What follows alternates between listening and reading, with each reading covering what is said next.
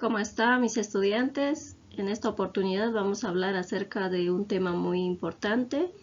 El tema de hoy a tratar será células procariotas.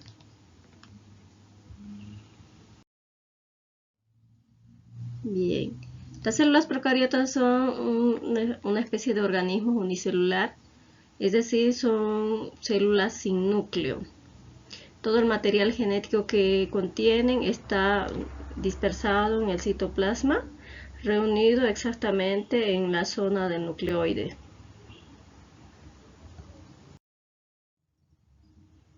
El término procariota hace referencia a los organismos pertenecientes al dominio procariota. Además de que en el año 1925, Edward Chatton fue quien acuñó este término de procariota. Ya, es un término que viene de la palabra pro, que significa antes de, y carion, que es igual al núcleo.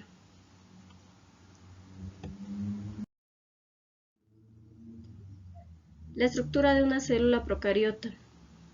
Básicamente estas células tienen las siguientes estructuras. Está conformado por un mesosoma, un citoplasma. En el citoplasma es donde está incluido el ADN. Tiene un nucleoide. Están también los plásmidos encargados de proteger a la célula. Son como una especie de resistencia en caso de aplicación de medicamentos.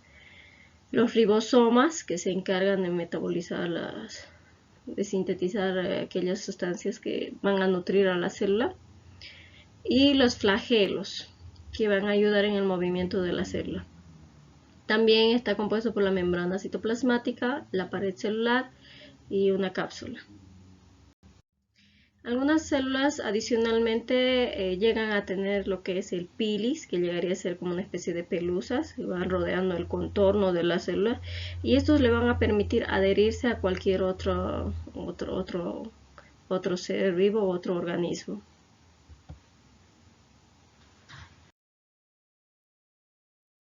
La nutrición. La nutrición de las células procariotas se da a través de dos formas, una sería la autótrofa y la otra la heterótrofa. La nutrición autótrofa se da a través de la captura de la energía de la luz solar. Una vez que van a llegar a capturar la energía solar, estos van a ser inmediatamente procesados para ser convertidos en propios alimentos, ¿ya? Esto se va a realizar a través de la fotosíntesis. Una vez fabricadas estas sustancias, sustancias que van a alimentar y nutrir a la célula, pues van a ser utilizadas para el metabolismo celular.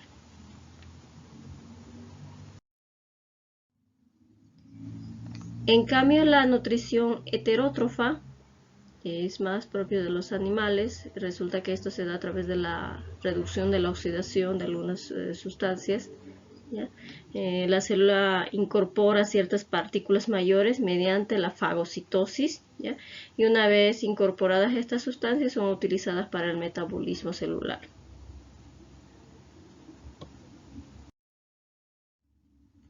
La quimiosíntesis vendría a ser como una especie de conversión en biología. Es donde las moléculas de carbono y los nutrientes de una materia orgánica van a ser usadas a través de la oxidación, ¿ya?, de moléculas inorgánicas como una fuente de energía. En cambio, la fotosíntesis, que es muy propia de las plantas y algunas células como ser alga, etcétera, van a realizar un proceso a través de la cual van a utilizar la energía solar para poder nutrirse.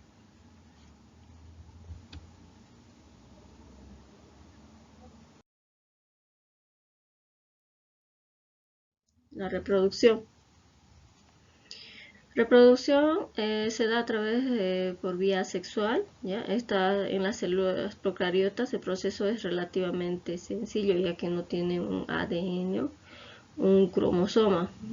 Tienen el ADN suficiente para poder dividirse, pero no tienen algunos orgánulos. Entonces las fases se dan a través de la interfase y la división del citoplasma. La interfase será la duplicación del ADN, que se va a obtener de dos moléculas iguales. Y la división del citoplasma ya será a través de se da a través de la célula madre, que se va a alargar, va a copiar el ADN y va a dar un extremo, va a formar una capa celular, dividiéndose totalmente en dos células iguales. Tipos de células procariota. Según su morfología, existen 4 tipos de células procariotas. Están los cocos, están los bacilos, están los vidrios y están los espirilos. Ahora, los cocos, cuando están unidos, dos cocos unidos, se llaman diplococos. Cuando es más de 2, 3 o 4, se les denomina streptococcus.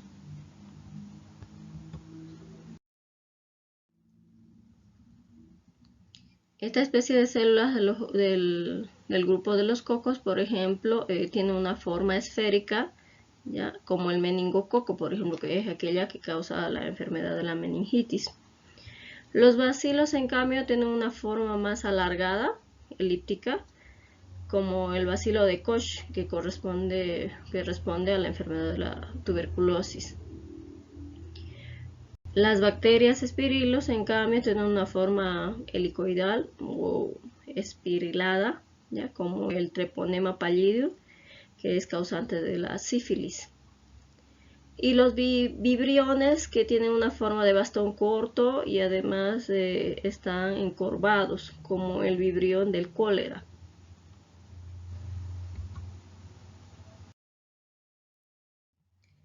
Según la envoltura, se puede agrupar en dos formas de capa celular o dos envolturas celulares que corresponden a la pared de gram positivos y la pared de gram negativos, ¿ya? La envoltura de los gram positivos es mucho más reforzada, se podría decir, es más gruesa que la pared celular de los gram negativos. Ahora, según su envoltura se las puede clasificar en gracilicutes, que tienen una piel delgada, propio de las bacterias gram negativas. Están también lo que son los firmicutes, que tienen una piel fuerte y propio de las bacterias gram positivas. Las mendocicutis, que tienen una piel rara, que pertenecen al reino de las arqueas.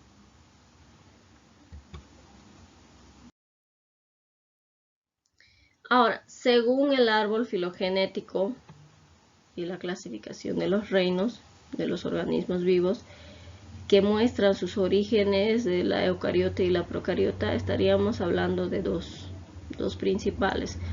Las células procariotas, a su vez, están divididas en dos, que son las bacterias y las arqueas.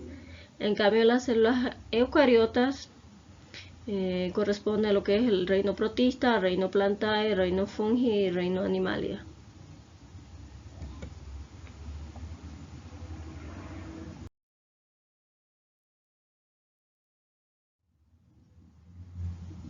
Las bacterias arqueas son células microorganismos que tienen una forma bastante primitiva, al igual que las bacterias archas, pero que carecen de núcleo y son por lo tanto procariontes, son consideradas bacterias procariontes. Ahora, dentro de las arqueas podríamos denominar las bacterias metanógenas, ya que son las que tienen la capacidad de vivir en medios estrictamente anaeróbicos, es decir, que no necesitan de un espacio donde hay aire. Su energía se da a través de la producción del gas natural, del metano.